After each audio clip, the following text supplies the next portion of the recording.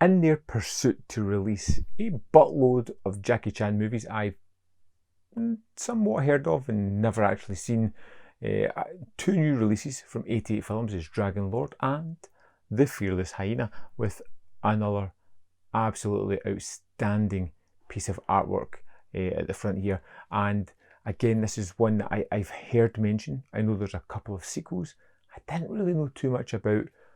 Of course, open mind, I'm willing to go into this one and see what it's all about. Jackie Chan is credited here as Jackie with a Y instead of an IE, but other than that oddity, you get the typical kind of Jackie Chan action here.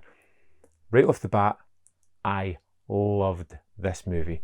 From the opening introduction of Jackie Chan's character and his grandfather who is teaching him their mystical way of Kung Fu, I was completely enamoured by the relationship between these two characters. It was wonderful. There was an obvious love and playfulness in amongst it, as well as a kind of sense of brutality in the way the grandpa kind of took pleasure in torturing young Jackie here. And it's just building up of these characters in the relationship and their kind of humble life and their dedication to this kind of martial art without the need to show off, that I really kind of liked. But Jackie, being young and impulsive, goes into town one day and stumbled across these gamblers, these three guys, and he kind of comes out with a little bit of money and they want to teach him a lesson and beat him up. But of course, Jackie Chan is Jackie Chan, and this leads to an incredibly fun action set piece where he's fighting the Great Bear, the Iron Head, and the Stony Egg. That's the name of these three characters, and it's just wonderful. It's funny, it's inventive, and it's just so interesting to watch and to see it play out. And this happens multiple times in this movie, where there is several characters fighting at once. And it feels organic and it feels natural as the action progresses, because you never really see, as you'll see in modern action movies, where characters are like holding back, waiting for their turn to attack. It's frenetic, kinetic, and so fast-paced, the action in this. And these guys get a lesson handed to them, but it's an incredible fun way and a superb performance by Chan, and it's endlessly rewatchable. Just that sequence alone. And this movie has multiple sequences like that all the way through it. Chan's character gets taken in and he becomes a surrogate master of a teaching school of Kung Fu. And it's a kind of con, as this guy's trying to make money. And they bring out him in various guises to fight off other masters of other training houses. And this is where Chan comes out with all kinds of wacky disguises, or in drag at one point, and has these marvellous set pieces, whether it be fighting with weapons or fighting people who are completely mismatched. The one where he's in drag is incredibly kind of funny, as the person he's supposed to be fighting is really quite attracted to Jackie Chan at this point, and it just leads to all kind of fun moments. And the movie has several of these fun moments, and it takes a while before you realise that actually there's not really any kind of plot going on here whatsoever. It's just fun sequence after fun sequence. But I just didn't care.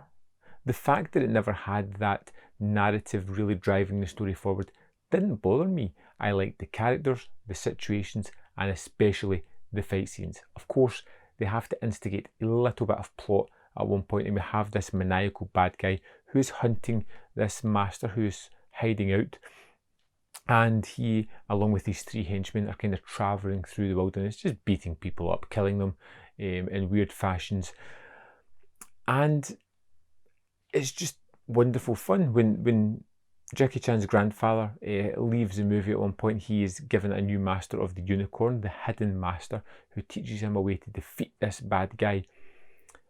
And it leads to these end fights that are just, well, in fact, I'm jumping ahead a little bit, because there is one moment I think is spectacular, and it is basically a superb choreographed fight piece, but it's done over a meal.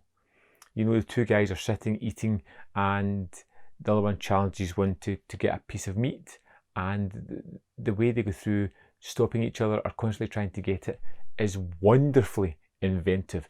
I have no idea how many takes it took to get that right, but that is an exquisite scene of these guys with chopsticks just twirling, snatching, moving in fantastic ways all the way through this scenario.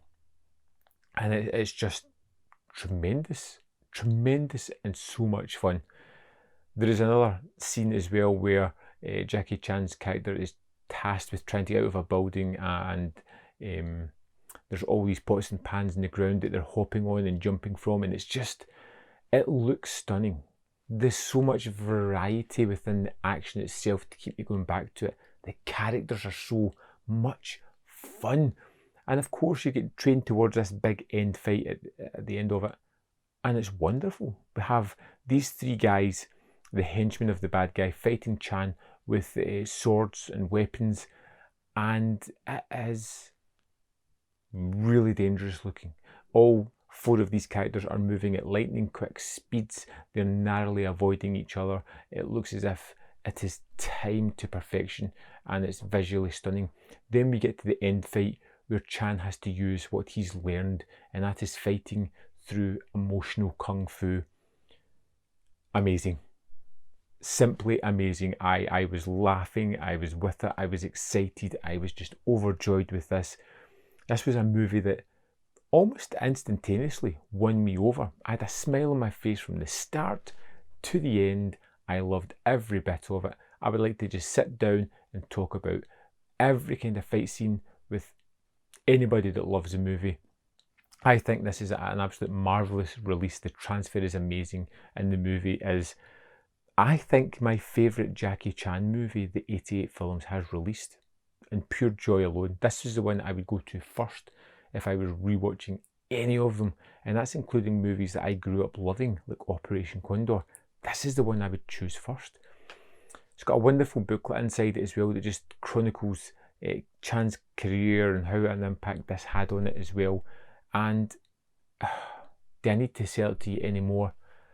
If you're a Chan fan, essential viewing, fantastic movie, wonderful fight scenes, highly recommended. I'd love to know your thoughts of the Fearless Hyena.